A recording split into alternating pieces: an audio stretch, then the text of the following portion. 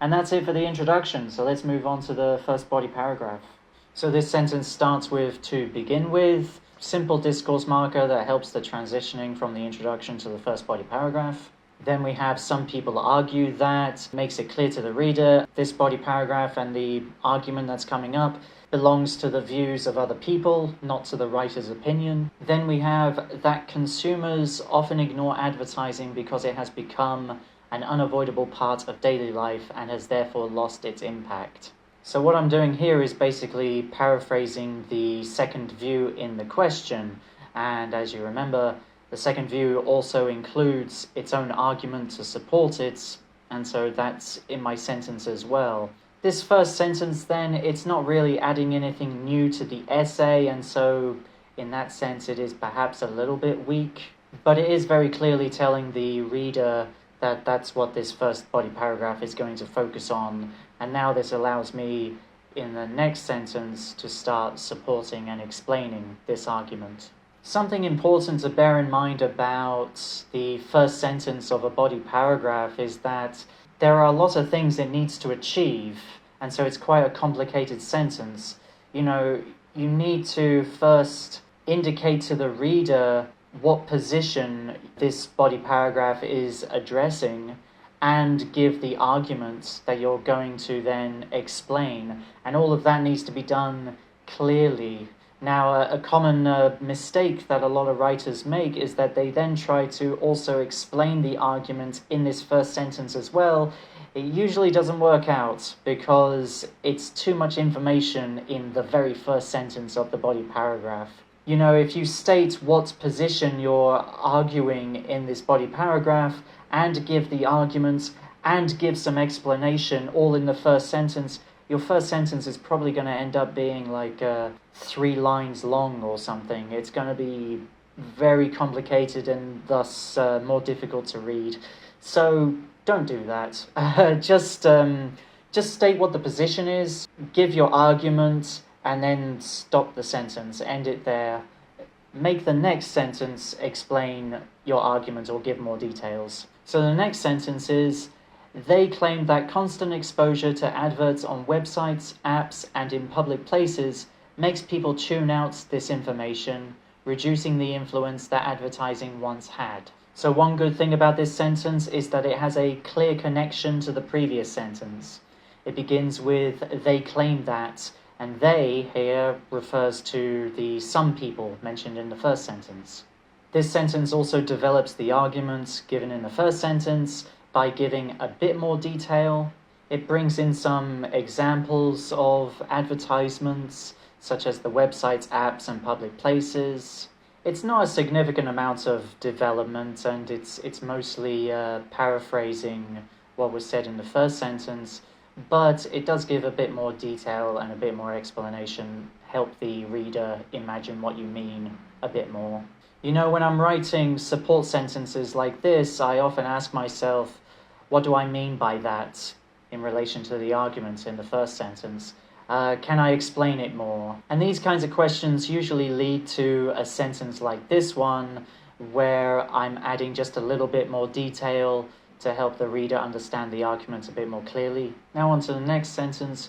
For example, a commuter scrolling through social media on the way to work may see dozens of adverts in only a few minutes, yet pay little attention to any of them because they feel too familiar. So here I'm giving an example sentence very clearly indicated by, for example, the discourse marker. The purpose of an example sentence then is to help the reader imagine, picture in their mind what it is that you mean. The best way to do that then is by kind of telling a real-world story, rather than continuing with explanation in an abstract way. Now, in the previous sentence, I did give some examples, like of the advertisements, the websites, apps, public places, etc. But the difference here with the example sentence is that it is telling a story, a hypothetical story, to kind of put the abstract explanation and my argument into a real-world setting so that you can imagine it a lot more clearly. So the key parts of this sentence that makes it a hypothetical situation is like the specific details, real-world details here. A commuter, social media, and he's seeing adverts on apps. A key part in this story as well is that even though this person is exposed to lots of advertisements in his apps, he pays very little attention to them because they all feel familiar. In short then, this sentence is basically saying the same thing as what was said in the previous sentence and the sentence before it, but this time it's in more of a story format. It's talking about someone actually doing it. Now on to the final sentence. As a result, this person will probably struggle to remember these adverts later and be unlikely to buy the products being promoted. This is of course a result kind of sentence, as indicated by the discourse marker as a result. Makes the purpose of the sentence very clear.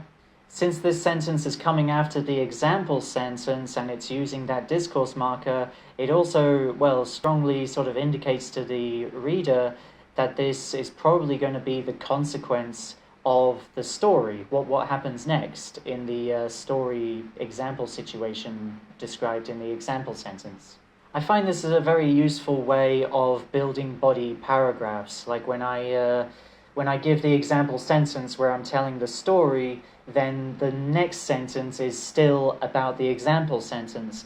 That again helps the cohesion. The sentences are all linking together and supporting each other. Something else important to recognize here is that these two sentences, my example sentence and the result sentence, together they need to show all of the key beats of the argument described in the first two sentences of the body paragraph. The key beats of the argument are basically these.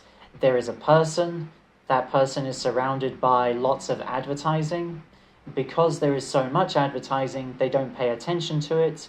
Because they don't pay attention to it, they don't buy anything. These are all the steps of the arguments that you need to include to make the argument very clear.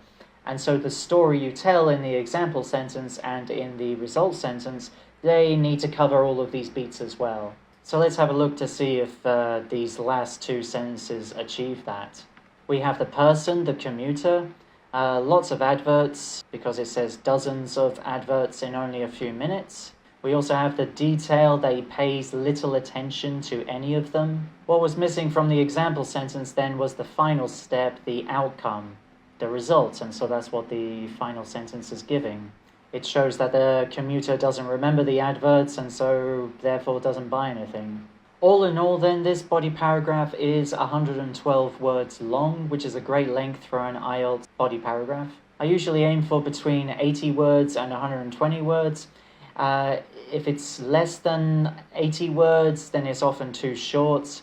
And if you're writing more than 120 words, then you're likely wasting your time or maybe including irrelevant information.